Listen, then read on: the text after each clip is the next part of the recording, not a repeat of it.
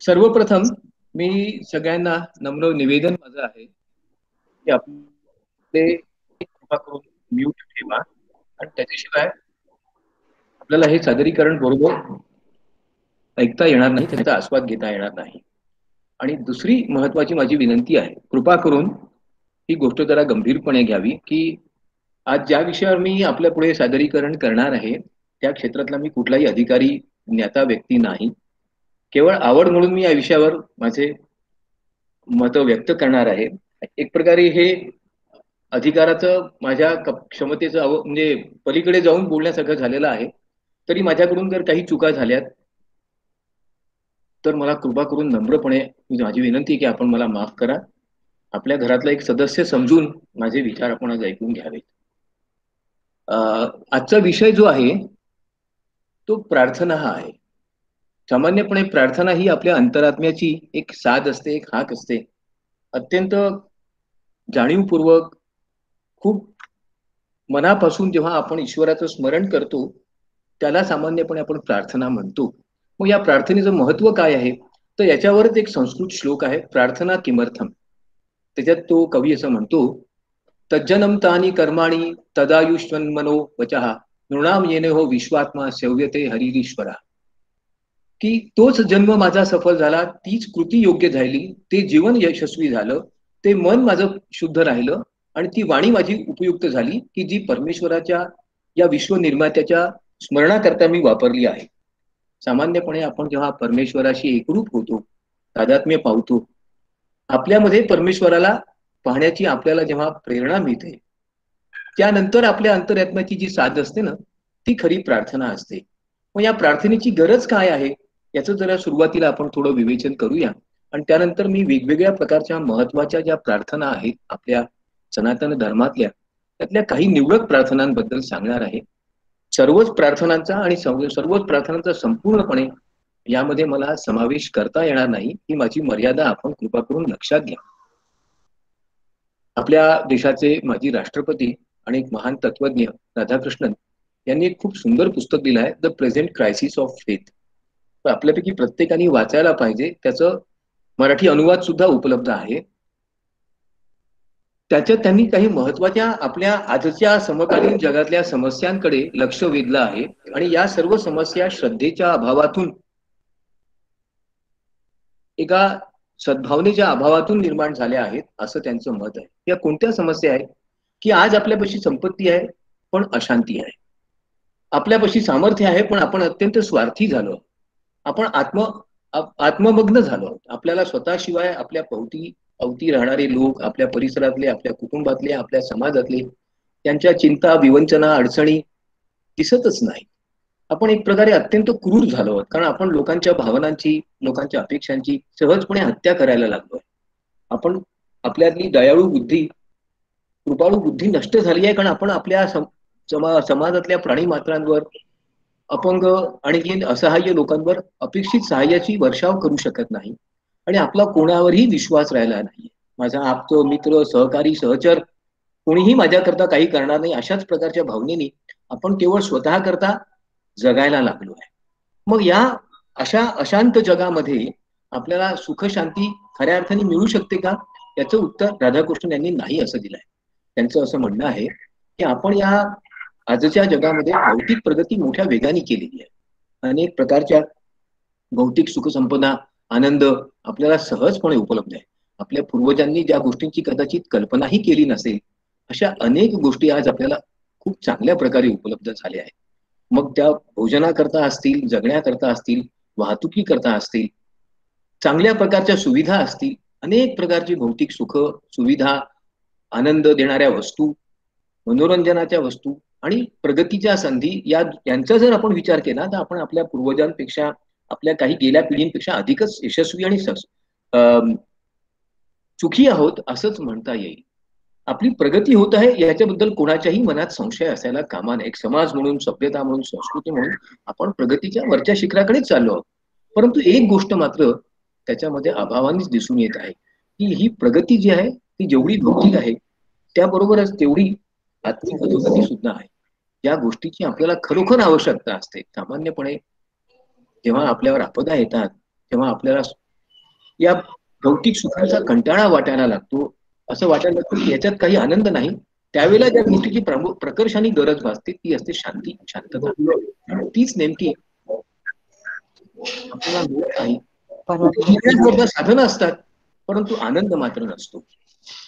वेगवेगळ्या प्रकारच्या सुविधा असतात, परंतु समाधान मात्र नसतं. कृपा करून बोलू नका. तर अशा वेळेला आपल्याला या भौतिक प्रगतीच्या मर्यादा सहजपणे जाणवू लागतात. आपल्याला आपल्या सुखी जीवनाकरता भौतिक प्रगती नको का? याचं उत्तर कोणीच नाही असं देऊ शकत नाही. परंतु ही भौतिक प्रगती जी आहे, ही जरी आवश्यक असली तरी पर्याप्त नाहीये. आपला जो भौतिक विकास होत आहे, वेगवेगळ्या प्रकारच्या सुखसुविधा, ऐहिक आनंद मिळत आहे, या सगळ्या गोष्टी चांगल्याच आहेत, परंतु समाधान देणाऱ्या मात्र नाहीयेत. तंत्रज्ञानाच्या विकासामुळे जीवन सुखकर झालं आहे. जगातल्या अनेक समस्या, रोगराई यांच्यावर आपण मात करू शकलोय, याच्याबद्दल संशयच नाही. पण जितके भौतिक आजार आपले कमी झालेत, तितकेच मानसिक व्याधी आणि व्यवधान अधिक निर्माण झालेले आहे. मग आपल्या पूर्वीच्या जगामध्ये, कदाचित एखाद्या जगामध्ये ज्या प्रकारचा एकसंघ, एकत्रित राहणारा, एकमेकांविषयी आदर असणारा, एकोप्याने जगू शकणारा, मनाने गुंतलेला जो समाज असेल, त्यापेक्षा वेगळ्या प्रकारच्या समाजाची निर्मिती केली आहे. आपण अत्यंत एकटे झालो आहोत, एकमेकांपासून मनाने फार दूर गेलो. जग संदेशवहनांच्या तंत्रज्ञानाच्या माध्यमातून जवळ आलंय, परंतु केवळ भौतिकरित्या. मनाने मात्र आपण दूरच गेलो आहोत. आपण संपदा निर्माण केली आहे, वैभव निर्माण केला आहे, परंतु मूल्यांचा मात्र तेवढाच ऱ्हास झाला आहे. मग खरं सुख कशात आहे? ते या भौतिक पद्धतीमध्ये आणखी सुविधांमध्ये नाही आहे, त्याच्या पलीकडे कुठेतरी आहे. कारण ही भौतिक सुखसंपदा, आनंद देणाऱ्या वस्तू यांचा उपभोग एका विशिष्ट मर्यादेपर्यंतच आपल्याला आनंद देत असतो. त्याच्या पलीकडे जेव्हा आपण जाण्याचा विचार करतो, त्यावेळेला ज्या प्रकारच्या आनंदाची, प्रेमाची, स्नेहाची, शांतीची गरज असते, ती या साधनातून मिळत नाही. झोपण्याकरता उत्तम बिछाना मिळतो, पण झोपच येत नाही. अशा वेळेला त्या बिछाण्यातलं सुख लक्षात येत नाही. गरमी होऊ नये म्हणून आपल्याकडे कदाचित वातानुकूलित सुविधा असतील, पण तरी शांतपणाने मात्र आपल्याला झोपता येत नाही. प्रत्येक वेळा आढ्याकडे पाहावं लागतं. त्यावेळेला आपल्याला कळतं की नाही, याच्यात काही आनंद नाही आहे, याच्यात काही सुख नाही आहे, याच्यात उपभोगाची संधी आहे, परंतु समाधानाचं मात्र जे साधन आहे ते मात्र. आणि हा हे मध्येच बोलणार, आयुष्यात हे मध्ये संपून जाते.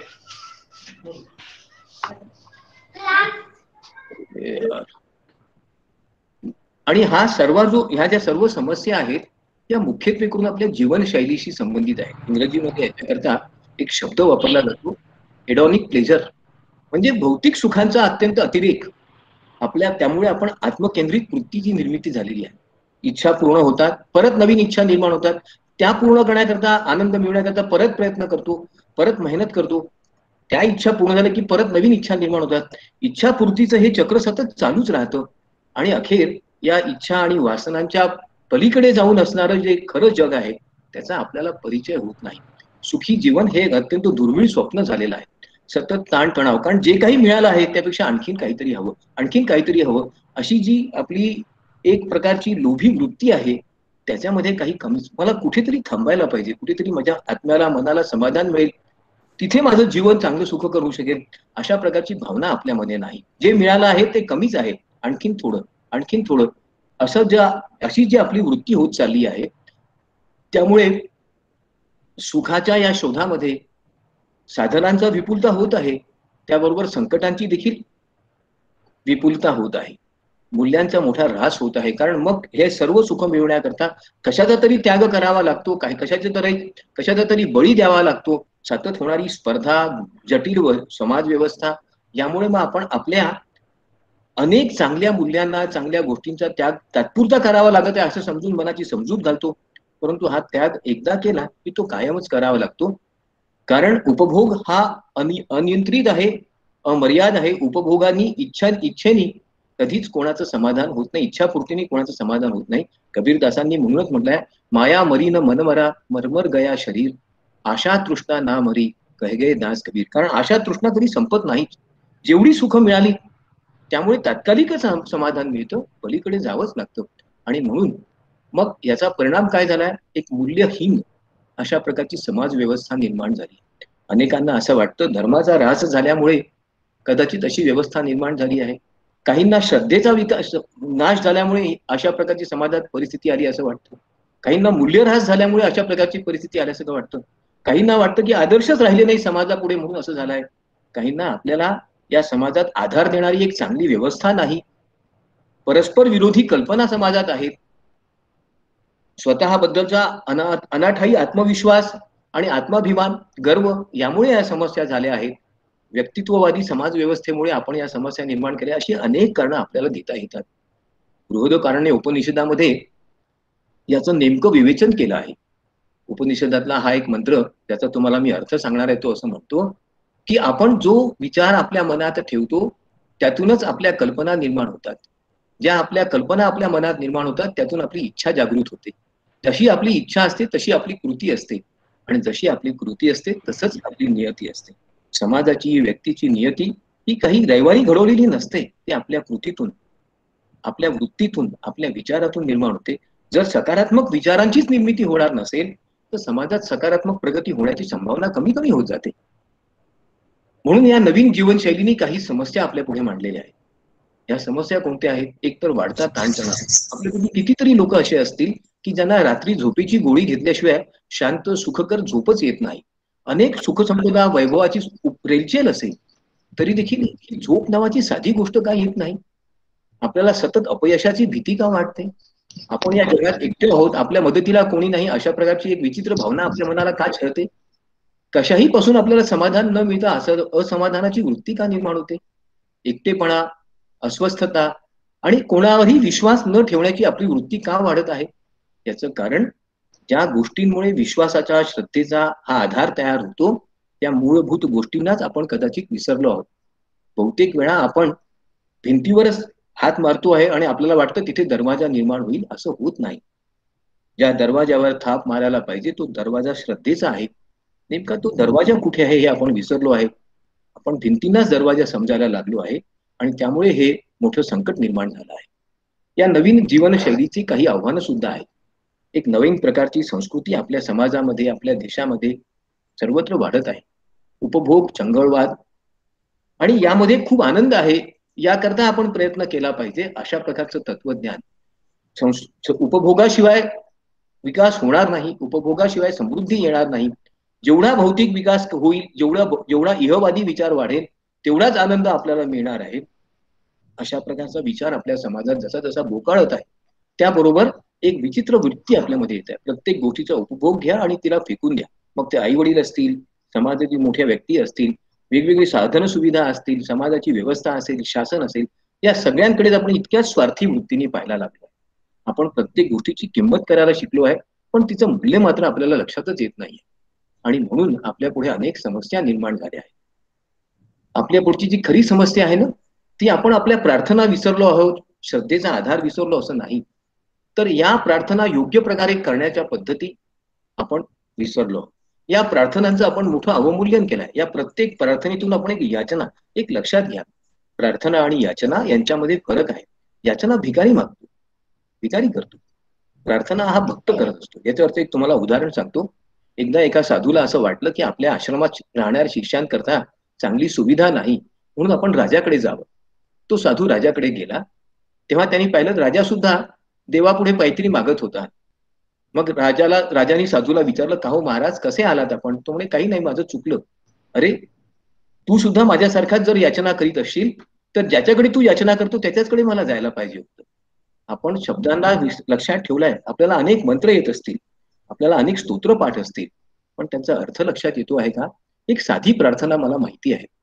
ती प्रार्थना संस्कृत मधली उपनिषदातली आहे. त्या प्रार्थनेत प्रार्थना करणाऱ्यांनी म्हटलं आहे, सर्वेभ्यम हे जगदीश्वर, सर्वेभ्यम स्वास्थ्यम संपत्तीम च प्रदेही, सर्वेभ्यम धनम मनस्तृप्ती च प्रदेही, सर्वेभ्यम शांतीम समृद्धी च प्रदेही, सर्वेभ्यम विवेकिता निज भक्तीचे प्रदेही. सर्वांना ज्ञान, आनंद, सुख, समृद्धी दे. मला नको, सगळ्यांना दे.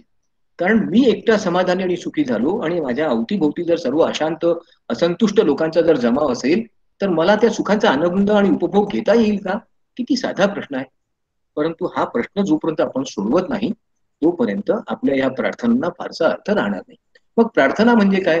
तर प्रार्थना म्हणजे परमेश्वराशी अशा एका निसर्गाच्या महान शक्तीशी संवाद साधणं आहे की जी आपल्याला घडवते, जी आपली रचना करते जी आपल्या मनाला, शरीराला, देहाला सर्वांना निर्माण करणारी आणि वेळ पडल्यावर त्याचं हरण करणारी महान शक्ती आहे. तिचं अस्तित्व आपल्या जीवनाच्या अस्तित्वाला कारणीभूत आहे. आपल्या श्रद्धा, आपल्या आशा, आपल्या जगण्याचा आनंद या सर्वांची निर्मिती त्याच्यापासून होते. अशा परमेश्वराची आपण प्रार्थना केली पाहिजे. अशा परमेश्वरापुढे नतमस्तक होणं म्हणजे प्रार्थना करणं आहे. आणि म्हणून आपल्याकडली सगळ्यात चांगली जर प्रार्थना कोणती असेल तर ती आहे ओम असतो मा सद्गमय तमसो मा ज्योतिर्गमय मृत्योर्मा अमृतम गमय ओम शांती शांती. साधी प्रार्थना आहे. मला अंधारापासून प्रकाशाकडे नाही, मला मृत्यूपासून अमृताकडे नाही, मला असतापासून सत्याकडे नाही. खरं पाहिलं असता या प्रार्थनेत जी याचना आहे, जी जी परमेश्वराकडे विनंती आहे, ती कोणत्याही भौतिक सुखाकरता नाही, तर एका सद्विचारा करता आहे, एका महान आणि समाजाला घडविणाऱ्या विचारा करता आहे. मग या प्रार्थनेची कल्पना काय आहे? प्रार्थना म्हणजे पुनरुज्जीवन, प्रार्थना म्हणजे पुनर्निर्मिती, प्रार्थना म्हणजे मनातलं सगळं जळमट काढून टाकणं. एक साधा परमेश्वराला दिलेली साध आहे, परंतु ती मनापासून अंतःकरणापासून असते, स्वतःला जाणून घेणारी असते. आपण कोण आहोत याची जाणीव ज्याला व्हायची असेल, ज्याला करून घ्यायची असेल, त्याला प्रार्थनेची आवश्यकता आहे. जो स्वतःला मला सर्व काही समजलं आहे, मी सर्वज्ञानी असं मानतो, तो खऱ्या मनाने परमेश्वराची प्रार्थना करू शकत नाही. कारण जेव्हा स्वतः आपण आपल्या आत्म्यालाच ओळखू शकत नाही, तेव्हा त्या परमात्म्याला ओळखण्याची संधी आपल्याला कशी बरं मिळू शकेल? आणि म्हणून प्रार्थना करण्याकरता आपण सामान्यपणे ध्यान करतो. ध्यान ही प्रार्थनाच आहे, शब्द विना, कोणत्याही निशब्दपणे केलेली, कोणत्याही शब्दाशिवाय. ध्यानातून आपण सहजपणे परमेश्वरापाशी पोहोचू शकतो, त्याला जाणू शकतो. त्या सर्व निसर्गाच्या महान शक्तीचे परिचय होण्याकरता आणि त्या परिचयानंतरच आपल्याला स्वतःचा परिचय होतो. ज्याला स्वतःला ओळखता आला आहे, ज्याला स्वतःचं आत्मज्ञान झालं आहे, त्यालाच परमेश्वराची एकरूप आणि तादात्म्य होता येतं. आपल्या अवतीभोवती अनेक भौतिक सुख असतील, त्यांचा उपभोग घेणं वाईट नाही, त्यांच्या उपभोगातून आनंद प्राप्त करणं वाईट नाही. पण त्या उपभोगाकरता स्वतःला विसरून जाणं, आपल्या आत्म्याला गहाण टाकणं, हा मात्र गुन्हा आहे. याच्यावर एक प्रसिद्ध नाटक आहे, त्याच्याबद्दल थोडक्यात सांगतो. त्या महान जर्मन कवी गटे नावाच्या महान जर्मन कवीने एक नाटक लिहिलं आहे. त्यात एका छोट्याशा माणसाला, त्याचं नाव फाउस्ट असतं, त्याला एक सैतान भेटतो. तो म्हणतो, तुला मी या पृथ्वीवरची सगळी सुख देईन, पण एका अटीवर, तू मला तुझा आत्मा गहाण टाक. अनेक वर्ष तुला आनंद उपभोगता येईल. खरं पाहिलं असता वरवर पाहता किती चांगली अट आहे हो ही. हा चांगलाच व्यवहार आहे, कारण पृथ्वीवरची सर्वच सुख आपल्याला उपभोगायला मिळणार आहे. परंतु ज्या क्षणाला या उपभोगाचा कंटाळा येईल, ज्या क्षणाला या उपभोगातला आनंद संपून जाईल, त्यानंतर कोणतं कोणतं स्वरूप आपलं राहील? ज्याला आत्मा नाही, त्याला विचार, आनंद, सुख, शांती मिळू शकेल का हो? आणि म्हणून जर आपल्याला आपला स्वतःचा परिचय करून घ्यायचा असेल, तर आपल्याला परिचय करायला पाहिजे. आणि म्हणून सगळ्यात पहिली जर प्रार्थना कोणती असेल तर ती सर्वांच्या हिताच्या कामनेची प्रार्थना आहे. सर्वांना दैविक, ऐहिक आणि भौतिक आनंद मिळावा याच्या करता आहे. तुलसीदासांनी याच्याकरता केलेली प्रार्थना एका चौपाईत आहे, ती किती सुंदर आहे. दैहिक देविक भौतिक तापा राम राज नाही काहू व्यापा सब नर नरही परस्पर प्रीती चलही स्वधर्म निरत श्रुती नीती. कशा करता हो प्रार्थना करतो आपण? सर्वांच्या हिताकरता. या देशात, या समाजात सर्वांनी मर्यादांचं पालन करावं, आनंदाचा उपभोग घ्यावा, इतरांच्या सर्वांच्या उन्नतीचा विचार करावा आणि आत्मोन्नतीच्या माध्यमातून आपण एका सशक्त श्रद्धेला, समाजाच्या विकासाला उपयुक्त असणाऱ्या शक्तीला जागृत करावं, या विश्वामध्ये असणाऱ्या चांगल्या शक्तीचा आपण आवाहन करावं, याच्याकरताच प्रार्थना असते. आणि म्हणून आपल्या धर्मामध्ये, आपल्या सनातन धर्मामध्ये पहिली प्रार्थना जी केली आहे ती त्या विश्व निर्मितीच्या एका महान परमेश्वराच्या शक्तीची, त्या निसर्ग शक्तीची. पद्मपुराणातली ही प्रार्थना खरोखरच अत्यंत उत्तम आहे. या प्रार्थनेत प्रार्थना करणाऱ्यांनी काय म्हटलंय? मला देवाशी एकरूप व्हायचं आहे, मला या परमेश्वराचं सत्यस्वरूप समजून घ्यायचं आहे, त्याच्यासोबतच माझं नातं आहे, ज्याच्यामुळे माझ्या आत्म्याला आनंद मिळेल, माझ्या मनातल्या सर्व विचारांना मी दूर करू शकेल आणि एका सकारात्मक ऊर्जेला जागृत करू शकेल. आणि म्हणून ही प्रार्थना म्हणते, नमोस्तु विद्या वितताय चक्रिणे समस्त धीस्थाने कृते सदा नमः. जो जो सर्व विद्यांचा आश्रयधारी, चक्रधारी आहे, जो सर्व इंद्रियांना वर आपलं प्रभुत्व गाजवतो, अशा त्या सर्व शक्तिमान ब्रह्मदेवाला माझा नमस्कार आहे. जोपर्यंत आपण या निसर्गाच्या शक्तीला, या सर्व शक्तिमान प्रभूला शरण जात नाही, तोपर्यंत आपल्याला खऱ्या अर्थाने प्रार्थनेचा अर्थ समजू शकत नाही. परंतु या प्रार्थनेचा जर अर्थ आपल्याला समजून घ्यायचा असेल तर ती मनापासून व्हायला पाहिजे. जोपर्यंत मन प्रसन्न नसेल, जोपर्यंत मन संतुष्ट आणि समाधानी नसेल, जोपर्यंत मनात कुविचार येत असतील, तोपर्यंत चांगली प्रार्थना आपण करू शकत नाही. म्हणून जगद्गुरु तुकाराम महाराजांनी प्रार्थनेचं महत्व अत्यंत सोप्या शब्दात सांगितलं आहे. ते म्हणतात, मन करारे प्रसन्न सर्व सिद्धीचे कारण, मोक्ष अथवा बंधन सुख समाधान इच्छा ते. मने प्रतिमा स्थापिली, मने मना पूजा केली, मने इच्छा पुरविली, मने माऊली सकळांती. मन गुरु आणि मन शिष्य करी आपुलेची दास्य, प्रसन्न आप आपणास गती अथवा अधोगती.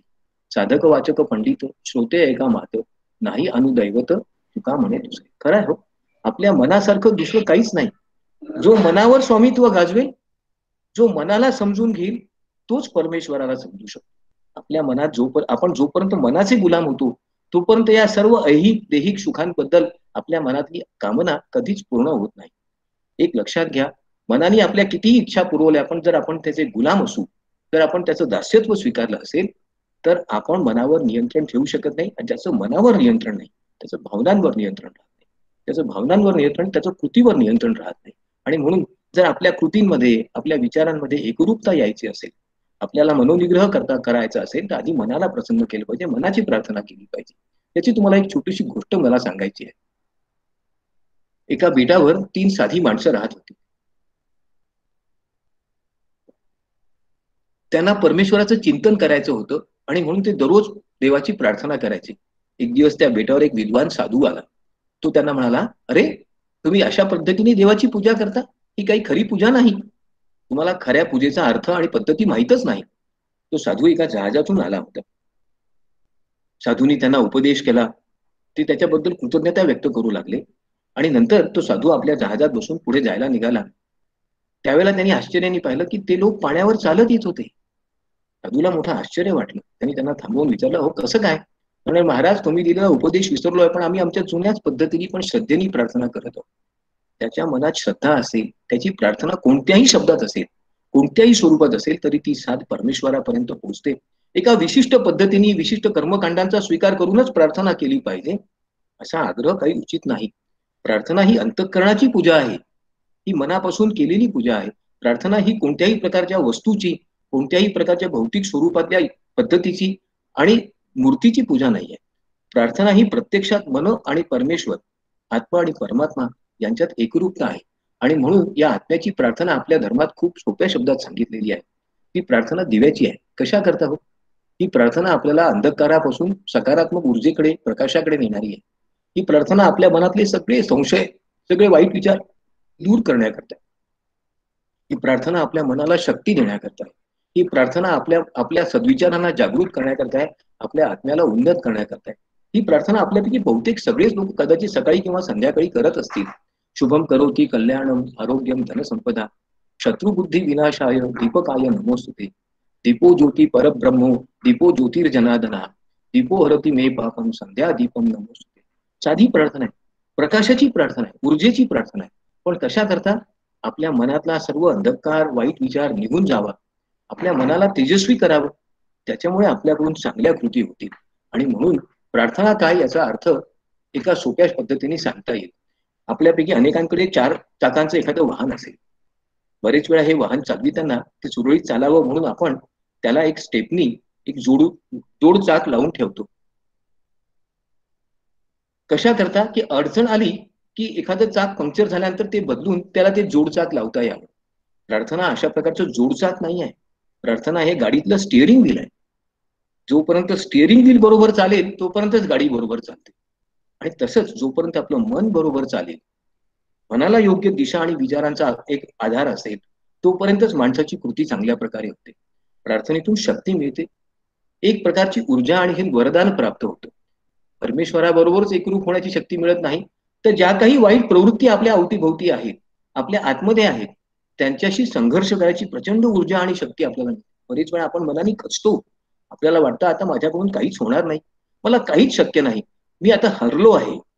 जेव्हा मनाची अशी इतकी हताशाची अवस्था होते, मनाने जेव्हा मनुष्य अशा प्रकारे खचून जातो, तेव्हा त्याची आत्मशक्ती जागृत करायची असेल, तर त्याला एकच मार्ग असतो की त्यांनी स्वतःवर, आपल्या कर्तव्यावर, आपल्या क्षमतेवर विश्वास ठेवला पाहिजे. आणि हा विश्वास प्रार्थनेतूनच आपल्याला प्राप्त होऊ शकतो. आणि म्हणून आपण प्रार्थना कशा करता करायची याचं उत्तर एकच आहे. ते उत्तर आहे आपल्या मनातल्या भीतीला दूर करण्याकरता, आपल्या मनातल्या संदेहांना दूर करण्याकरता, आपल्या मनाला अधिक सशक्त, अधिक प्रामाणिक आणि अधिक अधिक आत्मविश्वास पूर्ण करण्याकरता, आपली क्षमता जागृत. कितीतरी सामान्य माणसं आहेत की वरवर पाहता आपल्याला असं वाटतं त्यांच्याकडून काहीच होणार नाही, परंतु ती असामान्य कृत्य करतात. ती वेळ पडल्यास अनेक कठीण संकटांवर सहजपणे मात करतात आणि आपलं ध्येय प्राप्त करतात. त्यांना ही शक्ती कुठून प्राप्त होते हो? जर अशा काही व्यक्तींना आपण भेटला असाल आणि त्यांना विचारलं असेल तर ते सांगतील सत्कृत्यातून, त्या परमेश्वराशी एकरूप झाल्यामुळे माझी आत्मशक्ती मी जागृत करू शकलो. कितीतरी रुग्ण आजारी होतात, एखाद्या असाध्य व्याधींनी, आजारांनी पीडित असतात. बरेच वेळा डॉक्टर त्यांना म्हणतात तुम्ही परमेश्वराची प्रार्थना करा, औषधांसोबत श्रद्धेची सुद्धा आवश्यकता आहे. आणि खरोखर त्या मनाच्या शक्तीने असाध्य वाटणाऱ्या रोगांवर देखील अनेक रुग्ण मात करतात. प्रार्थनेच्या या शक्तीचा आपल्यापैकी अनेकांना कदाचित अनुभव आलाही असेल. आणि म्हणून ती प्रार्थना कशा प्रकारची असायला पाहिजे? ओम सर्वेषां स्वस्तिर्भवतु, सर्वेषां शांतिर्भवतु, सर्वेषां पूर्णं भवतु, सर्वेषां मंगलम भवतु, ओम शांती शांती. कशा करता प्रार्थना? सर्वांना शांतता मिळावी, सर्वांमध्ये पूर्णत्वाचा आपल्याला साक्षात्कार व्हावा, सर्वांचं हितकल्याण व्हावं, सर्वांना आनंद मिळावा. जो एक लक्षात ठेवा, जेव्हा मी केवळ स्वतःच्या स्वार्थाकरता प्रार्थना करतो तर ती प्रार्थना नसते, ती याचना असते. मला हे दे, मला हे हवं, मला ते करून दे, असं आपण जेव्हा नमस करतो, असं एखादं जेव्हा काम्य अनुष्ठान करतो, ते तात्कालिक असतं. त्या नवसांनी कदाचित आपल्या इच्छा पूर्ण होतात, परंतु त्या इच्छा पूर्ण झाल्यावर आपल्याला परत दुसऱ्या इच्छांची घुमारे फुटतातच. आणि म्हणून प्रार्थना ही केवळ कामना बुद्धीने करायची नाही आहे. केवळ सकाम स्वरूपाचं व्रत म्हणजे चांगली प्रार्थना नाही, खरी प्रार्थना नाही. जेव्हा आपण निष्काम वृत्तीने प्रार्थना करतो त्यावेळेला खरी प्रार्थना होते. आणि म्हणून प्रार्थना केवळ स्वतःच्या स्वार्थाकरता नसते, तर सर्वांच्याच हिताकरता असते.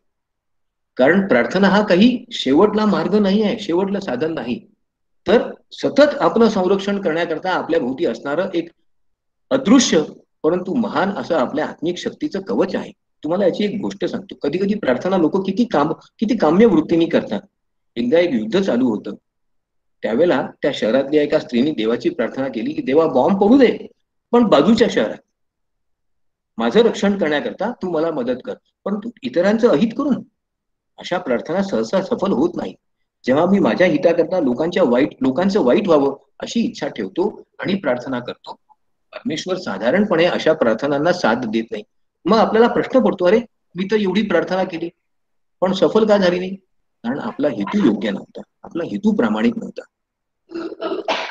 मग प्रार्थना कशा करता आहे? तर आपल्या जीवनाला आधार देण्याकरता ती एक प्रकारचं ते ऊर्जा केंद्र आहे. आपल्याला दररोजच अशा प्रकारच्या सकारात्मक ऊर्जेची आवश्यकता. आपल्या अवतीभोवती अनेक घटना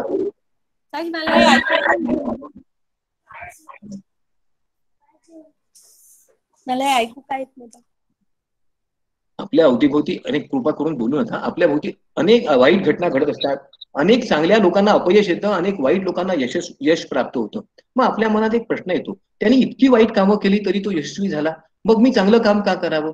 जर इतक्या सगळ्या वाईट लोकांना यश मिळत आहे, त्यांना त्यांच्या पराक्रम गाजवण्याची संधी मिळत आहे, लौकिक आणि कीर्ती प्राप्त होत आहे, मग या चांगल्या कामाचा, या प्रार्थनेचा, या अशा प्रकारच्या सकारात्मक वृत्तीचा उपयोग काय? असा प्रश्न आपल्यापैकी प्रत्येकाला कधीतरी पडला असेल आणि कधीतरी पडतही असेल. परंतु एक लक्षात ठेवा, ही जी सकारात्मक वृत्ती आहे, ही जी विधायक कार्य करण्याची प्रवृत्ती आहे, ही आपल्या जीवनाला एक चांगली वळण, एक चांगली दिशा देते. आणि त्या दिशेतून आपण जे काही कार्य करतो ते कदाचित लवकर यश देणारं नसेल, अपेक्षित फळ देणारं नसेल, पण मनाला समाधान देणारं निश्चित असतं. मनाला जर समाधान हवं असेल तर आपण या प्रकारच्या अशा प्रार्थनांची नियमितपणे त्याची उपासना केली पाहिजे, त्याचं आचरण केलं पाहिजे, त्याचं पुनर्वाचन केलं पाहिजे. एक साधी प्रार्थना आहे की जी किती सगळ्या प्रकारे आपल्याला सुख समाधान देऊ शकते याच्याबद्दलची कामना करणारी आहे. परमेश्वराला काय मागायचं हो प्रार्थनेतून?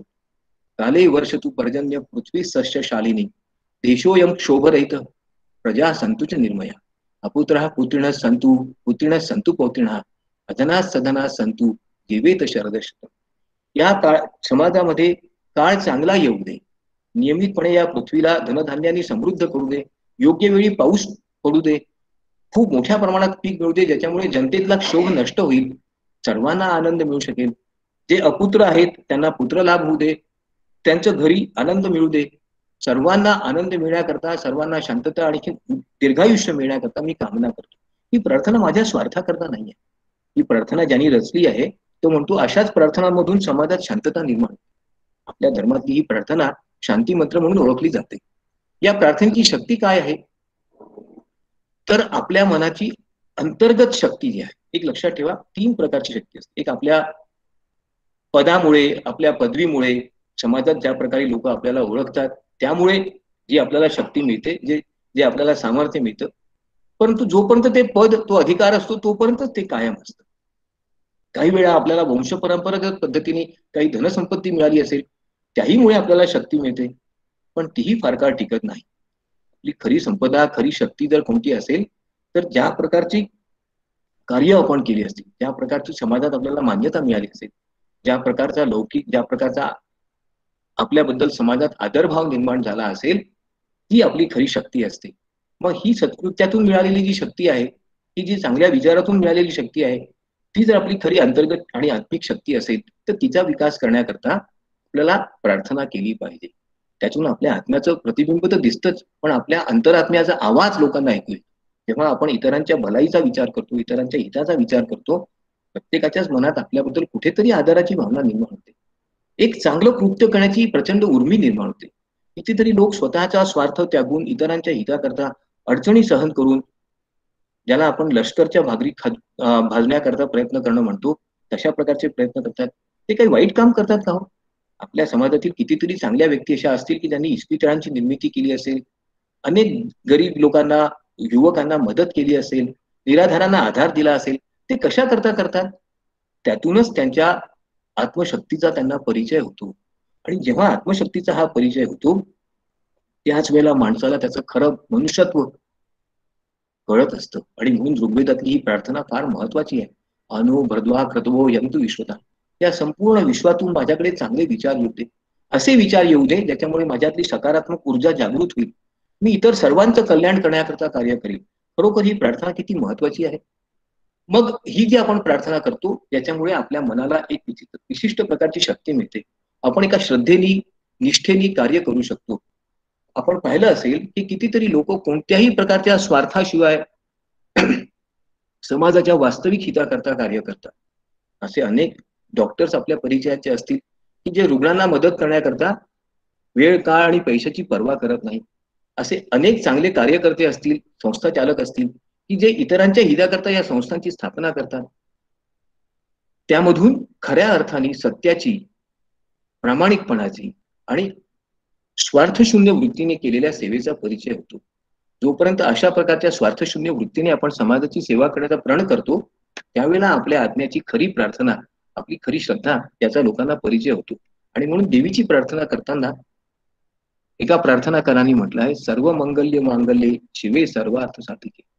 सर्वांचं मंगल होण्याकरता हे देवी तू आम्हाला मदत कर, आम्हाला आशीर्वचन दे, आम्हाला अशा प्रकारची शक्ती आणि ऊर्जा दे.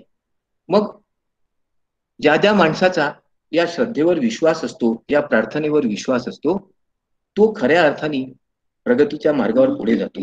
जेव्हा आपण विश्वास ठेवून प्रार्थना करतो त्यावेळेला खरोखर आपल्याला यश येतं. स्वामी रामानंद तीर्थ यांनी याच्याकरता एक सुंदर कथा सांगितलेली आहे.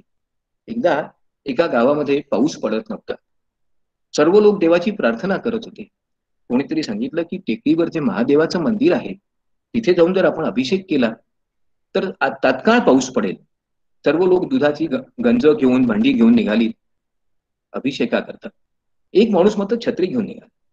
लोकांनी त्याला म्हटलं, अरे बाजार, अरे आकाशात तर कुठे काही ढग दिसत नाही, मग छत्री कशा करतात? तुम्ही आपला विश्वास आहे ना की परमेश्वराची प्रार्थना केल्यानंतर पाऊस पडणार आहे, मग छत्रीची गरज नाही. खरोखर त्या संपूर्ण विश्वनिर्मात्यावर, त्याच्या सर्व शक्तीवर आपला जर विश्वास असेल तर आपली प्रार्थना नेहमीच सफल होते. आणि म्हणून प्रार्थना कोणाची करायची? तर विष्णूची, परमेश्वर की ज्यांनी या विश्वाची निर्मिती केली आहे. एक छोटीशी प्रार्थना मला माहिती आहे. शुक्लांबरम धरम विष्णू शशिवर्णम चतुर्भुजम प्रसन्न वदनम ध्यायेत सर्व विघ्नोपशांतये. सर्व विघ्न दूर करण्याकरता त्या विष्णूची मी प्रार्थना करतो. आणि ही प्रार्थना कशा प्रकारे करतो? तर त्या सर्व शक्तिमान, त्या सर्व स्थिर चलाला व्यापून असणाऱ्या शक्तीची, की जी श्रद्धेच्या रूपातच आपल्या मनात स्थापन झालेली आहे. या देवी सर्व भूतेषु श्रद्धा रूपेण संस्थिता नमस्तस्यै नमस्तस्यै नमस्तस्यै नम. आपण देवीची उपासना कशा करता करतो? तिने शक्तीच्या रूपात, श्रद्धेच्या रूपात, बुद्धीच्या रूपात आपल्या हृदयात स्थापन व्हावं. आपल्या मनातून, आपल्या कृतीतून, आपल्या विचारातून नेहमी काहीतरी चांगलं होण्याची प्रवृत्ती आणि कार्य आपल्या मनात आपल्या हातून व्हावं याच्या करता. मग हे कार्य जर व्हायचं असेल तर या प्रार्थनेच्या काही अपेक्षा असतात. कोणत्या अपेक्षा असतात? संपत्तीची नाही तर समृद्धीची. केवळ पैसा वैभव नको तर शांतता हवी. केवळ प्रगती नको तर विकास हवा. केवळ माझा नव्हे तर माझ्या आत्म्याचा विकास व्हावा याच्याकरता. केवळ भौतिक सुख मिळू नये तर माझ्या मानसिक शक्तीला जागृती आणखी तिला अधिक चालना मिळावी याच्याकरता. आणि म्हणून रामदास स्वामींनी रामरायाची प्रार्थना केली आहे. ते म्हणतात, कल्याण करी रामराया जनहित विवरी, तळमळ होतची आहे हे जनहाती धरी, अपराधी जन चुकतीची गेले तुझा तूच सावरी, कठीण त्यावरी कठीण झाले आता दिसे नवरी, कुठे जावे काय करावे आरंभली मोहरी. खरं आहे, जोपर्यंत समाजाचं कल्याण होत नाही, जनतेचं हित साधलं जात नाही, तोपर्यंत माझ्या व्यक्तिगत स्वार्थाला, माझ्या व्यक्तिगत प्रगतीला फारसा अर्थ राहत नाही. आणि म्हणून आपला प्रत्येक दिवस सुरू करताना आपण जी प्रार्थना करतो ती या समाजाच्या, आपल्या परिसराच्या, आपल्या कुटुंबाच्या, परिवाराच्या हिताकरता असते. त्यांच्यामध्ये ऊर्जा असावी, त्यांच्यामध्ये चांगलं काम करण्याची प्रेरणा असावी, त्यांनी दररोज काहीतरी नवीन मिळवलं पाहिजे, आपला लौकिक वाढविला पाहिजे, आपल्या सकारात्मक शक्तीचा परमेश्वराच्या श्रद्धेकरता, परमेश्वराच्या आशीर्वादाकरता उपयोग केला पाहिजे याच्याकरता आपण प्रार्थना करतो. आणि म्हणून ही प्रार्थना आहे सकाळी जी आपण करतो ती, ब्रह्मपुरारी त्रिपुरांतकारी भानु शशी भूमी सुतो बुधश्च, गुरुश्च शुक्रश्च शनिके राहू केतू कुर्वंतु सर्वे मम सुप्रभातम. माझ्या सकाळच्या मी उठल्यापासून माझ्या मनात दररोज चांगले विचार यावे, चांगली कृती व्हावी, पुढे जाण्याची प्रेरणा मिळावी, इतरांचं कल्याण व्हावं, याच्यापेक्षा वेगळी अपेक्षा काय असायला हवी. आणि म्हणून आत्म्याची जी खरी प्रार्थना आहे ती कशा करता भगवद्गीतेत खूप चांगल्या शब्दांमध्ये सांगितलं आहे. उद्धरेत्मात्मानम नात्मानम अवसादयेत आत्मैव आत्मनो बंधू आत्मैव रुद्र. आपला शत्रू कोणी बाहेर नाही आहे, आपल्या मनात आहे. जोपर्यंत आपल्या मनात कुविचार येतील, जोपर्यंत आपल्या मनात लोकांचं अहित करायची प्रवृत्ती असेल, इच्छा असेल, तोपर्यंत स्वतःचं हित आपण साधू शकत नाही. आपण खूप असे लोक पाहिले असतील, आयुष्यभर कोणाचं तरी काहीतरी वाईट करण्याकरता ते झटत असतात, कोणाचा तरी नाश व्हावा, कोणाला तरी त्रास व्हावा, त्याच्याकरता वेगवेगळ्या प्रकारच्या योजना आणि कटकारस्थान आखतात. अखेर काय, कुठेतरी पश्चातापाचे एक अग्नी त्यांना दग्ध करून टाकतो. आणि म्हणून खरा जर थोर पुरुष कोणी असेल तर तो अशी प्रार्थना करतो की ज्याच्यामुळे सगळ्यांचं भलं व्हावं. आणि म्हणून त्याच्याकरताची प्रार्थना आहे ती अशीच आहे, अयम निज परावेती गणानाम लघुचेतसाम उदारचरिता नाम तू वसुदैव कुटुंबकम. माझा, तुझा, त्याचा, ह्याचा असा स्वार्थ न ठेवता खऱ्या उदार अंतःकरणाने मी सर्वांना आपला मानतो आणि त्यांच्या कल्याणाची कामना करतो, असे जेव्हा मनात विचारतात तेव्हा खरी प्रार्थना होत असते. आणि म्हणून प्रार्थनेचे 4 प्रकार आहेत, ते आपण लक्षात घेतले पाहिजे. जेव्हा मी मोठ्याने प्रार्थना करतो, दररोज जोरजोरात आवाज करून, त्यावेळेला मीच फक्त ऐकत असतो. कदाचित माझा हा आवाज, माझी ही साथ परमेश्वरापर्यंत पोहोचत नाही. जेव्हा मी ऐकतो परंतु मनातल्या मनात, त्यावेळेला माझ्या आत्म्याला माझी प्रार्थना, माझी साथ ऐकू येते. जेव्हा मी बोलत नाही, काही करत नाही, परंतु त्याचं ध्यान करतो, तेव्हा माझा अंतरात्मा जागृत होतो आणि माझ्या मनाला खऱ्या अर्थाने माझा अंतरात्मा सांगतो की आता जागा झाला आहेस तू. परंतु जेव्हा मी बोलत नाही, विचार करत नाही, ध्यान करतो आणि केवळ परमेश्वराचं स्मरण हीच माझी प्रार्थना आहे असं समजतो, त्यावेळेला मात्र माझ्या या शांतीतून, माझ्या या श्रद्धायुक्त अंतःकरणातून केलेल्या ध्यानातूनच परमेश्वरापर्यंत पोहोचत असतो. आणि म्हणून ही शांती जर प्राप्त आपल्याला व्हायची असेल तर एका आणखीन प्रार्थनेचा उल्लेख केला पाहिजे. ओम सहना भवतु सहनो भुनक्तु सहवीर्यम करवावहै तेजस्विना वधितमस्तु. खरं आहे, सर्वांच्या हिताचा, सर्वांच्या विकासाचा, आत्मिक कल्याणाचा विचार करणारी जर कोणती प्रार्थना असेल तर ती या विश्वाला शांतता मिळवून देतेच, पण त्याही सोबत स्वतःला देखील आनंद मिळवून देते. मग आपल्याला जर या अमर्त्य असणाऱ्या परमेश्वरापर्यंत पोहोचायचं असेल, कोणाला तरी काहीतरी चांगलं द्यायचं असेल, तर आपल्या घरी आपण पाहिलं असेल, आजकाल ही पद्धती राहिली नाही, पण पूर्वी घरातले आई वडील मूल लहान असतानापासून त्याला परमेश्वराची प्रार्थना शिकवत असत. कशा करता हो, तर त्याची आत्मिक शक्ती जागृत व्हावी. आपल्याला लहानपणापासून जर हे सांगण्यात आलं की बाबा रे, तुझ्यामध्ये अनंत शक्ती आहे, तू सद्विचारांच्या मागे राहा, तू चांगलं काम कर, तर हळूहळू मनाची तशी ठेवण तयार होते. आपण स्वतःलाच प्रश्न विचारतो एखादं कृत्य करण्यापूर्वी, हे चांगलं आहे का? जेव्हा मनाला प्रश्न विचारण्याची ही सवय लागते, हे चांगलं का वाईट, त्याबरोबर मनातले दुर्विचार दूर होतात, मनातला संदेह निघून जातो. आपल्या अवतीभोवती सकारात्मक कृत्य करण्याची इच्छा आणखी वातावरण निर्माण करता येतं. अनेक आव्हानांना आपण सहजपणे पार करून जातो. कितीतरी माझ्या परिचयातल्या अशा व्यक्ती आहेत, आपल्याही परिचयातले असतील, की ज्यांच्या पुढे अत्यंत कठीण प्रसंग आलेले आहेत. खूप प्रतिकूल परिस्थिती निर्माण झाली आहे. परंतु ज्या श्रद्धेने, ज्या विश्वासाने त्यांनी त्या प्रतिकूल परिस्थितीचा सामना केला, त्याचं खरं कारण त्यांची आत्मिक शक्ती जागृत असणंच हे आहे.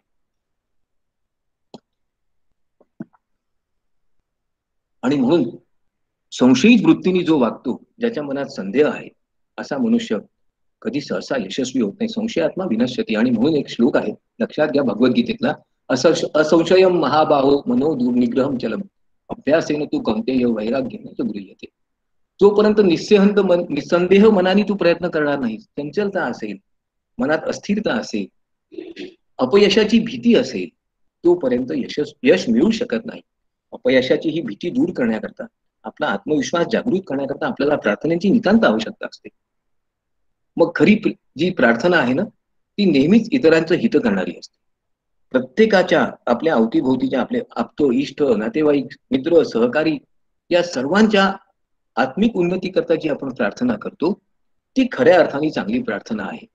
केवळ भौतिक सुखांच्या मागे न लागता, इतरांचं अपयश, इतरांचं अहित करण्याच्या मागे न लागता, आपल्याच केवळ स्वार्थाच्या आणि इच्छाच्या पूर्ततेकरता केलेली प्रार्थना खरी नाही. तेव्हा आत्मोन्नती करता, आत्मजागृती करता आणि इतरांच्या हिताकरता आपण प्रार्थना करतो, ती खऱ्या अर्थाने प्रार्थना आहे. आणि आणि म्हणून सगळ्यात पहिली प्रार्थना जर कोणाची करायची असेल तर ती आद्यशक्ती गणपतीची. आपल्या अथर्व शीर्षामध्ये गणपतीची प्रार्थना करताना खूपच चांगल्या शब्दांमध्ये गणेशाचं स्तवन केलेलं आहे. त्वं ब्रह्मास्तम, विष्णुस्तम, रुद्रस्तम, अग्निस्तम, वायुस्तम, सूर्यस्तम, चंद्रमास्तम, ब्रह्म भूर्भुवस्वरो. खरं आहे, त्या अंतिम शक्ती, सर्वोच्च शक्ती, सर्व प्रकारची ऊर्जा, ज्ञान, निर्मितीची शक्ती जर कोणात असेल तर ती या गणाधीशामध्ये आहे. हा ज्ञानाचा मार्ग आहे, हा ज्ञानाचा स्रोत आहे, आत्मजागृतीचा मार्ग आहे. आपल्यातली गतिशीलता, आपल्यातल्या सर्जनशीलतेला जर पुढे आणायचं असेल आणि आपलं जर वाईट कृत्यांपासून, वाईट शक्तींपासून संरक्षण करायचं असेल तर सर्वप्रथम वंदन गजाननालाच केलं पाहिजे. आणि मग त्या विष्णूला, ज्यांनी या विश्वाची निर्मिती केली आहे. इंग्रजीमध्ये गॉड हा जो शब्द आहे त्याचा कोणीतरी अनुवाद त्याचा अर्थ सांगताना सांगितलाय, गॉड म्हणजे काय, GOD, जनरेशन, ऑर्गनायझेशन आणि डिस्ट्रक्शन, निर्मिती, विकास आणि विनाश. परमेश्वराच्या, शंकराच्या रूपामध्ये आपण याच गोष्टी पाहत असतो. त्या विष्णूने या विश्वाचा विकास आणि निर्मिती केली आहे, याचा आपल्याला विश्वास आहे. आपण असं मानतो की या संपूर्ण विश्वाच्या निर्मितीचा कारक परमेश्वर विष्णूच आहे. आणि म्हणून त्याची प्रार्थना करताना आपण काय म्हणतो, शांताकारम भुजगशयनम पद्मनाभम सुरेशम विश्वाधारम गगन सदृशम मेघवर्णम शुभांकरम लक्ष्मीकांतम कमलनयनम योगी ध्यानव्यम वंदे विष्णू भवभयहारम सर्व लोकैकनाथ. माझं सर्व भय नष्ट कर. या सर्व लोकांचा, या सर्व विश्वाचा निर्माता विष्णू, तू माझं रक्षण कर. आणि त्याचं वर्णन आपण वेगवेगळ्या प्रकारे करतो. प्रत्येक परमेश्वराचं वेगवेगळ्या शब्दांमध्ये, वेगवेगळ्या उपमांच्या माध्यमातून आपण जे वर्णन करतो ते त्या परमेश्वराच्या शक्तीचं, त्याच्या श्रेष्ठत्वाचं, त्याच्या महान कृत्यांची प्रार्थना करण्याकरताच करीत असतो. मग या परमेश्वराच्या, विष्णूच्या नंतर जर दुसरी प्रार्थना कोणाची करायची असेल तर या विश्वनिर्मितीचा आधार असणारा ब्रह्माची.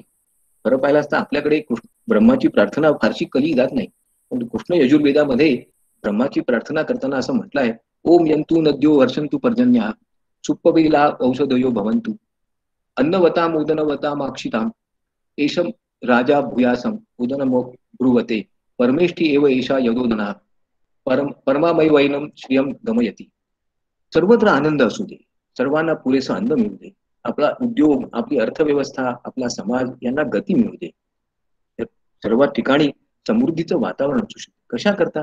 कारण ज्या ब्रह्म्याने हे विश्व निर्माण केलं आहे, त्या ब्रह्मदेवाच्या कृतीतून हे विश्व निर्माण झालंय, त्यात जर शांतता नसेल, त्यात सुख समृद्धी नसेल तर या विश्वाच्या निर्मितीचा अर्थच राहत नाही. त्यानंतरची प्रार्थना आपण कोणाची करतो तर जो आपल्याला ज्ञान देतो, ज्याच्यामुळे आपल्या जीवनाला आधार आणि आकार मिळतो, अशा गुरुची. गुरुशिवाय कोणतेही विद्या प्राप्त होऊ शकत नाही, गुरुशिवाय कोणतंही ज्ञान प्राप्त होऊ शकत नाही. आई वडील हे आपले पहिले गुरु, त्यानंतर जो आपल्याला शिकवतो तो दुसरा, त्यानंतर जो आपल्याला ज्ञान देतो, आपल्याला कौशल्य देतो तो तिसरा, आणि त्याही पेक्षा जो आपल्याला आत्मज्ञान देतो तो खरा गुरु. मग गुरु ही ज्ञानशक्ती आहे. प्रत्येक विकासाचं ज्ञानाचं जर खरं माध्यम कोणतं असेल तर गुरुच आहे. गुरुशिवाय ज्ञानाची कल्पना अशक्य आहे. गुरु आपल्याला जागृत करतो. बहुतेक वेळा ज्ञान आपल्या मनातच असतं, परंतु ते आपल्याला शोधण्याकरता जो मार्ग हवा, तो मार्ग नवीन निर्मितीचा, आणखी आपल्या विचारांना दिशा देणारा तो मार्ग जर हवा असेल तर आपल्याला योग्य गुरुची आवश्यकता असते. आणि म्हणून गुरुचे वंदन करताना, प्रार्थना करताना म्हटलेलं आहे, अखंड मंडलाकारं व्याप्तम येन चराचरम तत्पदम दर्शितम येन तस्मै श्री गुरुवे नमः. खरं आहे, जोपर्यंत आपल्याला त्या गुरुचा आशीर्वाद मिळत नाही, जोपर्यंत आपल्याला त्या गुरुपासून प्रेरणा मिळत नाही, तोपर्यंत बरेच वेळा आपल्याला अनेक गोष्टी माहिती असतात, परंतु माहिती असणं म्हणजे ज्ञान नाही. त्याची जाणीव होणं, त्याच्याबद्दल नेमकं आकलन होणं म्हणजे खरं ज्ञान. ते ह्या गुरुच्या आशीर्वादातून, मार्गदर्शनातून प्राप्त होतं. म्हणून त्याची पूजा, त्याची प्रार्थना. मग या गुरुची प्रार्थना करताना कितीतरी लोकांनी वेगवेगळ्या प्रकारच्या प्रार्थना केल्या आहेत, अनेक प्रकारचे स्तोत्र लिहिले आहेत, अनेक प्रकारच्या कौतुकाच्या, त्याच्या याचना करणाऱ्या, त्याचा आशीर्वाद मागणाऱ्या प्रार्थना केल्या आहेत. त्यांना काही अंतच नाही. मग वासुदेवानंद सरस्वती असतील, शंकराचार्य असतील, मोठ्या मोठ्या संत महात्म्यांनी गुरुचं वंदन वेगवेगळ्या शब्दांमध्ये केलं आहे. गुरु पादुका स्तोत्र हे त्यातलं एक उदाहरणच आहे. अनंत संसार समुद्र तार नौकायिताभ्याम गुरुभक्तीदाभ्याम वैराग्य साम्राज्य पूजनाभ्याम नमो नमः श्री गुरुपादुकाभ्याम. खरं आहे, जोपर्यंत गुरुच्या चरणावर मी चरण होत नाही, लीन होत नाही, तोपर्यंत मला खरं ज्ञान मिळू शकत नाही. ज्ञान हीच शक्ती आहे, पण ही शक्ती त्या गुरुच्या आशीर्वादातून मिळते. म्हणून गुरुची पूजा, म्हणून गुरुची प्रार्थना. त्यानंतरची प्रार्थना फारच महत्वाची आहे. आपल्याला सगळ्यांना भयापासून मुक्ती हवी आहे. हे भय वेगवेगळ्या प्रकारचं असतं. कधी आपल्या अंतःकरणातच भीती असते, कधी आपल्या अवतीभोवती भयाचं वातावरण असतं, कधी आपल्याला वेगवेगळ्या प्रकारच्या भौतिक संकटांची भीती वाटते, तर कधी कधी अनाकलनीय स्वरूपाची एक विशिष्ट प्रकारची भीती आपल्या मनात आपल्याला वाटत असते. भय हे सामान्यपणे आपल्या मनाच्या कमकुवतपणाचं लक्षण आहे. मग जर आपल्या मनाला सशक्त करायचं असेल, जर आपल्या मनाला निग्रहाने परिपूर्ण आणखी पराक्रमाने युक्त करायचं असेल, तर आपल्याला सगळ्यात पहिले स्वतःचं ज्ञान होणं आवश्यक आहे. आणि म्हणून हे जर ज्ञान व्हायचं असेल, स्वतःला जाणून घ्यायचं असेल, जोपर्यंत आपण स्वतःला जाणून घेत नाही, मनात प्रकाशाची निर्मिती करत नाही, तोपर्यंत मनातला भयाचा अंधकार दूर जाऊ शकत नाही.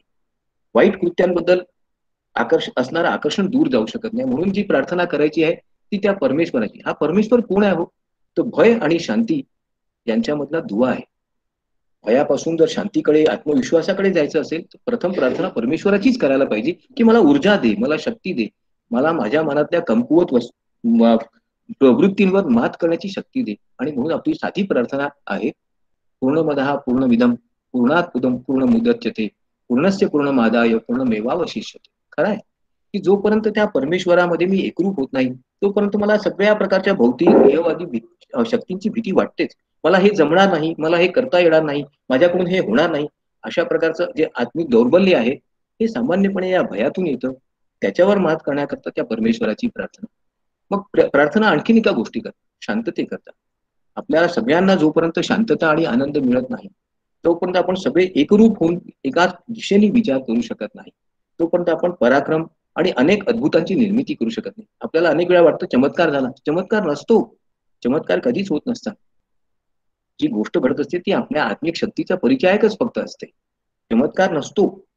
आपण आपल्या मनाला एकरूप केल्यानंतर, सशक्त केल्यानंतर जे कृत्य आपल्या हातून होतं, की जे आपल्याला असाध्य वाटतं, अशक्य वाटतं, तो चमत्कार आपल्या मनाच्या शक्तीचा केवळ परिचायक आहे. आणि हा मनाचा जर ही मनाची शक्ती वाढवायची असेल तर आपल्याला शांतता हवी, आपल्याला निर्मितीची आस हवी, काहीतरी नवीन आणि संपूर्ण विकासाची इच्छा हवी. त्याच्याकरता लागणारी शक्ती आपल्याला या मनापासून मिळते. आणि म्हणून सर्वांच्या हिताची जी प्रार्थना आहे ती साधी आहे. ओम सहना भवतु सहनो भुनक्तु सहवीर्यम करवावै तेजस्विनावधीतमस्तु. तेजाची प्रार्थना आहे, मनाच्या शक्तीची प्रार्थना आहे. इतरांचं हित व्हावं हा विचार जोपर्यंत माझ्या मनात येत नाही, इतरांच्या कल्याणाचा, इतरांच्या सुखाचा, समाजाच्या सुखाचा मी विचार करत नाही, केवळ स्वार्थाचा विचार करतो, तोपर्यंत माझ्या प्रार्थनाला सहसा यश येत नाही. आणि म्हणून सर्वांच्या हिताची प्रार्थना आपल्याला शांतीपाठामध्ये पाहायला मिळते. सर्वांचं भलं व्हावं, सर्वांना आनंद मिळावा, सर्वांना सुख मिळावं, सर्वांच्या इच्छाशक्ती जागृत व्हाव्या आणि त्यांच्याकडून सत्कृत्य व्हावेत, याच्यापेक्षा अधिक चांगली प्रार्थना कोणती असू शकेल हो? आणि म्हणून आपण साधारणपणे अथर्व शीर्षाच्या शेवटी जो शांतीपाठ म्हणतो तो हेच सांगतो, ओम भद्रम कर्णेभिः शृणुयाम देवा भद्रम पक्षिमाक्ष भीरिदत्रा स्थिरैरङ्गैस्तुष्टुवासस्तनूभिः व्यशेम देवहितं यदायु स्वस्ति नो इंद्र वृद्धश्रवा स्वस्ति न पूषा विश्ववेदा स्वस्ति नस्ताक्षु अरिष्ट नेमी स्वस्ति न बृहस्पती दधातु. हा शांतीपाठ याच्याच करता आहे. सगळ्यात महत्वाची जर प्रार्थना असेल तर ती आपल्या ऋग्वेदामध्ये आहे. कशा करता आहे? एकते करता आहे. जोपर्यंत समाज एकसंघ होत नाही, कल्पना विचार यांचं एकरूपत्व आपल्याला दिसत नाही, तोपर्यंत कृतीमध्ये एकरूपत्व येत नाही. समाज एकत्र येण्याकरता विचारांची एकरूपता हवी, कृतींची एकरूपता हवी, एकच ध्येय आपल्या डोळ्यापुढे असायला पाहिजे. मग आपल्या अनेक शत्रूंना व शत्रूंवर पण मात करू शकतो. वेगवेगळ्या प्रकारच्या वाईट शक्तींवर पण मात करू शकतो. आपल्या विजयी होण्याचं खरं जर कोणती प्रार्थना असेल तर ती एकतेची आहे. जोपर्यंत आपल्यामध्ये हा एकात्मतेचा मंत्र जागृत होत नाही की हा माझा समाज, हा माझा देश, याच्याकरता मला लढलं पाहिजे, याच्याकरता मला काही केलं पाहिजे, अशी जोपर्यंत मी प्रार्थना करत नाही आणि एकरूप होऊन समाजाशी कृती करत नाही, तोपर्यंत समाजात आमचं विभाजन होतच राहील. वेगवेगळ्या शक्ती कल्पनांच्या माध्यमातून, विचारांच्या माध्यमातून आपल्या समाजात धुरी निर्माण करण्याचा प्रयत्न करते. त्या शक्तींवर मात करायची असेल तर आपल्याला एकत्रच आलं पाहिजे. आणि म्हणून ऋग्वेदातली ही प्रार्थना किती चांगली आहे. समानीव आकृती समानीव हृदयानी वा समानस्तु वो मनो यथा वा सुसहाती. आपले सर्वांचे विचार एकसारखे आहे, आपले सगळ्यांची कृती एकसारखी आहे. आपण जोपर्यंत एकत्र येऊ आणि कार्य करू तोपर्यंत आपल्या सगळ्यांचा विकास होणार आहे. त्याच्यापेक्षा अधिक चांगली एकतेची प्रार्थना कोणती आहे का? खरं पाहिलं तर हा आपला राष्ट्रमंत्र असायला पाहिजे. संपत्तीची कामना कोणाला नाही, प्रत्येकाला असली पाहिजे. संपदा मिळवणं, वैभव प्राप्त करणं हे चूक नाही. वैभवाचा उपभोग घेण्यात तर काहीच गुन्हा नाही, परंतु हे वैभव आपण प्रयत्नांनी मिळवलं पाहिजे. आणि म्हणून श्री सुक्तामधलं 7वा श्लोक फारच महत्वाचा आहे. उपैतु माम देवसखा कीर्तिश्च मणिनासह प्रादुर्भूतोस्मी राष्ट्रेस्मिन कीर्ती मृदधी ददातु मे. सर्वांना आनंद आणि भौतिक सुख मिळू दे, सर्वांना संपदा आणि वैभव मिळू दे, सर्वांचा विकास होऊ दे आणि त्याच्याकरता लागणारी ऊर्जा आमच्या सर्वांमध्ये असू दे.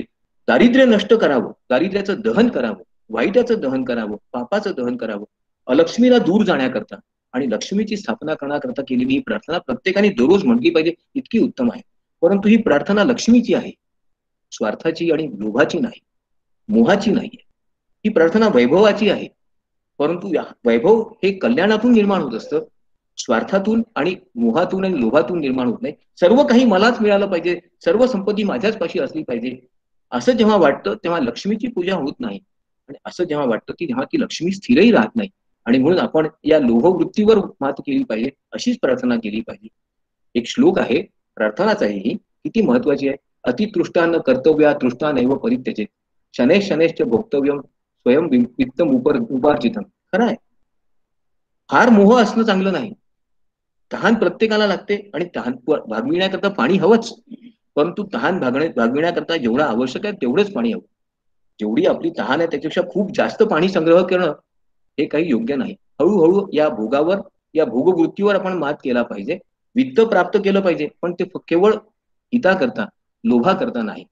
तुकाराम महाराजांनी सुद्धा हेच सांगितलंय. आपण प्रत्येकाने धन जोडले पाहिजे उत्तम व्यवहारातून. जोडून या धन उत्तम व्यवहारी, हीच प्रार्थना आपली सगळ्यांची असली पाहिजे.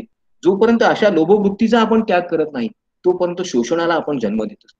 भौतिक सुखांच्या मागे लागून खूपच मला सर्व काही हवं आहे, हे सगळंच मला माझंच झालं पाहिजे, अशी जेव्हा आपण कामना करतो तेव्हा आपण इतरांवर अन्याय करत असतो. मनातला आणि कृतीतला हा अन्याय दूर करायचा असेल तर लक्ष्मीची प्रार्थना हवी, पण हिता करता, भोगा करता. परंतु हा उपभोग केवळ स्वार्थप्रेरित नसावा म्हणून ही प्रार्थना आहे. सगळ्यात महत्वाची आणखीन एक प्रार्थना तुम्हाला सांगतो.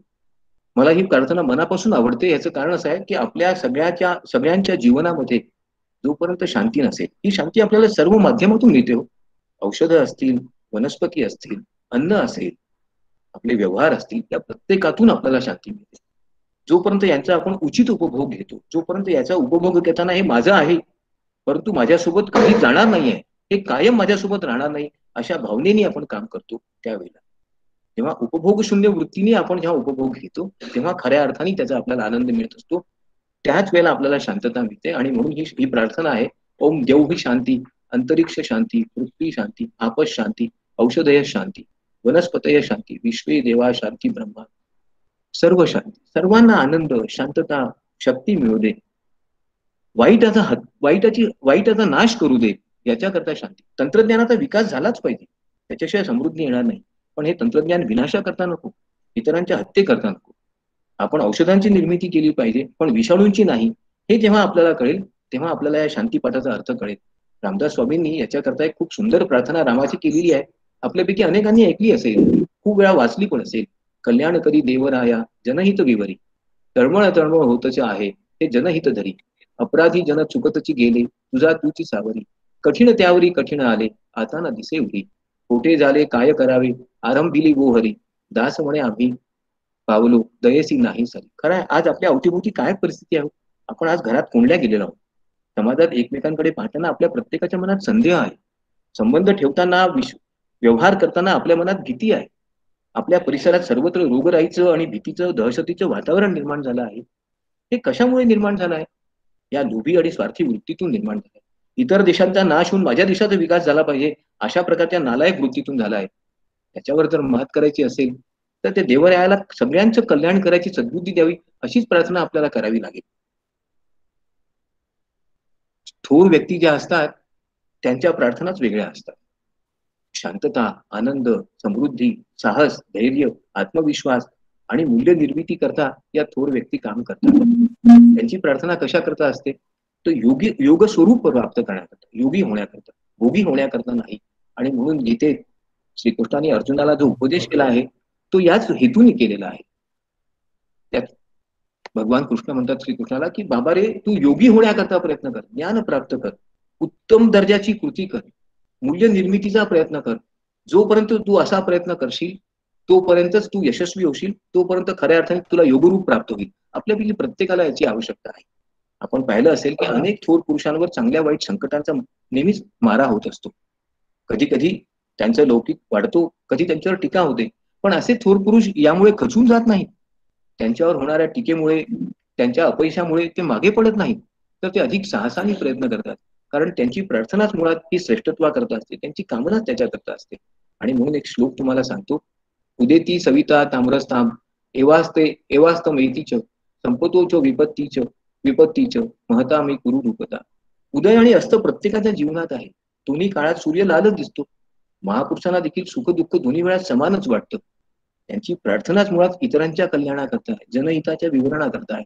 आणि म्हणून या महापुरुषांचा आपण आदर्श जर डोळ्यापुढे ठेवून आपल्या प्रार्थना केल्यात तर आपल्याला देशाच्या हिताची कल्पना करता येईल. ऋग्वेदातल्या आणखीन एका प्रार्थनेचा उल्लेख करणं त्याच्याकरता फार आवश्यक वाटतं. ओम ब्रह्मन ब्राह्मणे ब्रह्मवर्चस्वी जायताम, ओ राष्ट्रीय राजन्य शुर ईशव्याती, व्याधी महारथो जायताम, दोग्धी धेनुर्वाण गुढा न शनु शक्ती, पुरंध्री योषा जिष्णू रथेष्टा सभेयो, युवा अस्य यजमानस्य विरो जायताम, निकामे निकामे न पर्जन्य वर्षतु, फलवत्यो न औषधाया पचत्याम, योगक्षेमो न कल्पताम. खरं आहे, तेज ओज यांची प्रार्थना करायची आहे. कशा करता? तर या संपूर्ण पृथ्वीच्या या देशाच्या विकासाकरता. आपला देश महान पुरुषांचा, सशक्त बलशाली सैन्याचा असला पाहिजे. आपल्या देशावर कोणाचेही आक्रमण करायची इच्छा होऊ नये. आपल्या देशाच्या शक्तीच्या माध्यमातून आपण देशाचं तर कल्याण करू शकलोच पाहिजे, देशाची निर्मिती करू शकलो पाहिजे. आणि त्याच्याकरता लागणारी शक्ती हे परमेश्वरा आम्हाला दे. ही प्रार्थना किती महत्वाची आहे. एकेकाळी हे आपलं राष्ट्रदान होतं, हे आपण विसरून गेलो. हे आपलं राष्ट्रगीत होतं. परंतु आज अशा प्रकारची कामना करणारं राष्ट्रगीतही नाही आणि ती राष्ट्रभावनाही राहिली नाही. ही फार खेदाची बाब आहे. सगळ्यात महत्वाची प्रार्थना आपण दररोज कदाचित पूजेनंतर करत असाल आणि ती म्हणजे मंत्रपुष्पांजली आहे.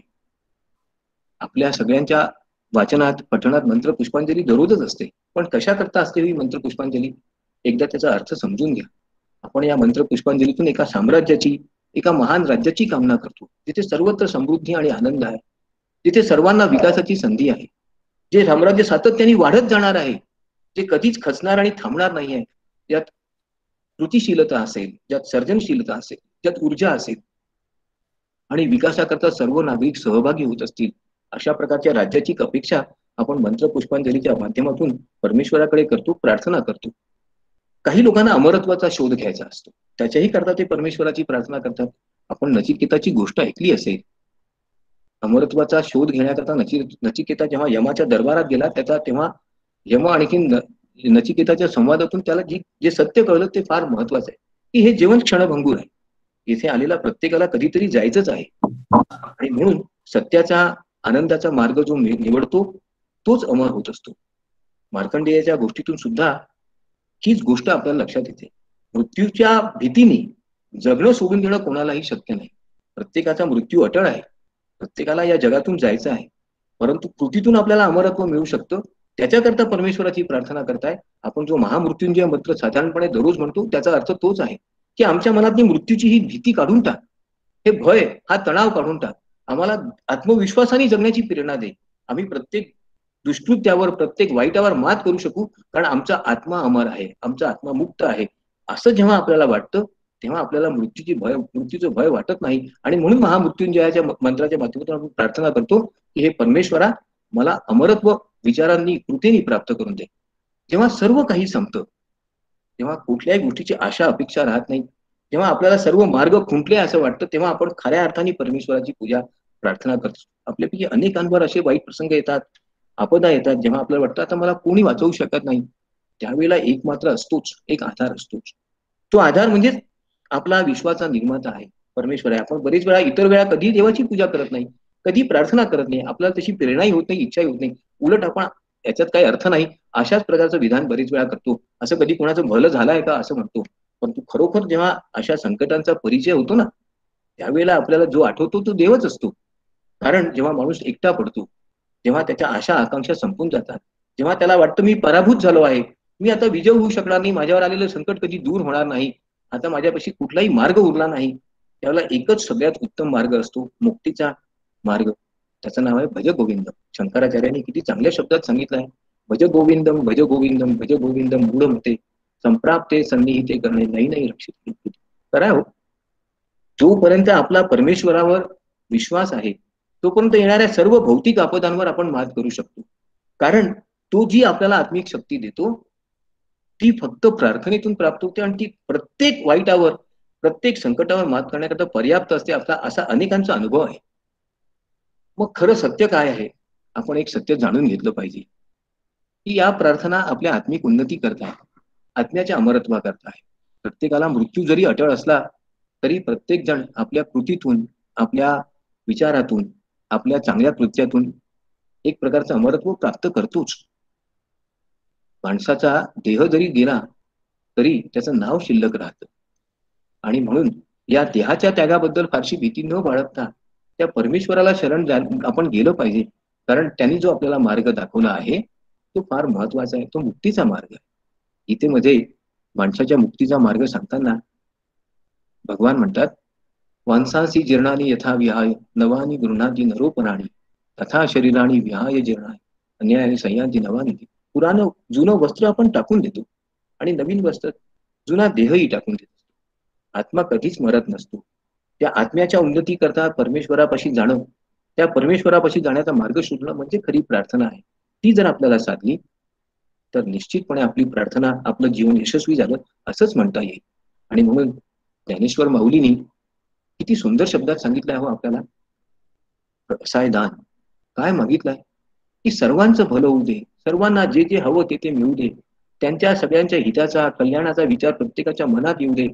कोणत्याही तणावाशिवाय, कोणत्याही दुःखाशिवाय स्वतःला जगण्याची प्रेरणा आणि इतरांच्या कल्याणाची प्रेरणा मिळावी, अशीच प्रार्थना ज्ञानदेव माऊलींनी केली आहे. आणि म्हणून तेवढा जो जे वांछील तो ते ना, त्याला जे जे हवंय ते मिळू दे, परंतु कोणीही इतरांच्या जीवावर जगू नये, इतरांचं वाईट करू नये. भूता परस्परे जडो मैत्र जीवांचे. अहो, अशी प्रार्थना इतर कोणत्याही धर्मात, इतर कोणत्याही ग्रंथात नाही. इतकं सुंदर, इतक्या सोप्या शब्दात परमेश्वरापाशी जाण्याचा मार्ग ज्ञानदेवांनी सांगितला. खरं पाहिलं असतं दररोज म्हणण्यासारखी आणि आचरणात आणण्यासाठी जर कोणती प्रार्थना असेल तर ती पसायदानच आहे. कारण शेवटी आपण या जगाला काय देऊ शकतो? आपण आपल्या बरोबर काही आणलेलं नसतं, काही नेलेलं नसतं. परंतु या जगाला शांतता आणि आनंद आपण निश्चितपणे देऊ शकतो. जेव्हा आपण इतरांच्या इच्छा आणि आकांक्षा पूर्ण करतो, त्यावेळेला आपण आपली संकट कमी करत असतो, संघर्ष कमी करत असतो. आणि त्याच्याकरता सर्वांना आनंद मिळवून देणारा, सर्वांना सुख मिळवून देणारा हा प्रार्थनेचा मार्ग आपण प्रत्येकाने स्वीकारला पाहिजे. प्रार्थना ही हे कर्तव्य नाही आहे. प्रार्थना हा मुक्तीचा मार्ग आहे. केवळ दररोज प्रार्थना म्हणणं आवश्यक आहे, कोणीतरी सांगितलं म्हणून प्रार्थना म्हणायची नसते.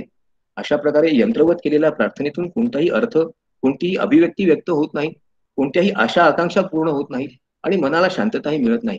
काहीतरी चटकन म्हणायचं म्हणून आपण जेव्हा प्रार्थना म्हणतो, तेव्हा एक प्रकारे आपण एका यांत्रिक कृतीची पूर्तता करतो. प्रार्थना ही मनापासून आत्म्याची हाक समजून जर आपण करणार असू, तरच ती सफल होते. तशा अर्थानेच आपण या प्रार्थनेचा स्वीकार करावा. त्याकरताच आपण प्रार्थना करावी. तुमच्या आमच्या सगळ्यांच्या कल्याणाकरता, आत्मिक उन्नती करता. आपल्या देशापुढे आज मोठी संकट आहे. आपण जोपर्यंत संघटित होऊन या संकटांचा सामना करणार नाही, तोपर्यंत या देशाचं कल्याण होणार नाही. त्या देशाच्या हिताकरता आपल्याला प्रार्थना करायची आहे. आपल्या सगळ्यांच्या हितामध्ये या समाजाचं हित आहे हे समजून एकसंघ वृत्तीने आपल्याला जर जगायचं असेल तर त्याच्याकरता आपल्या धर्माच्या रक्षणाकरता आपल्याला प्रार्थना करायची आहे. प्रार्थनेचा हा अर्थ आपल्याला समजावा अशी आपल्या सर्वांना विनंती आहे. श्रीहरी आपल्या सगळ्यांना आनंद आणि सुख देव. आपल्याला प्रार्थना करण्याची प्रेरणा द्यावं अशी श्रीहरीपाशीच प्रार्थना करतो आणि थांबतो. धन्यवाद.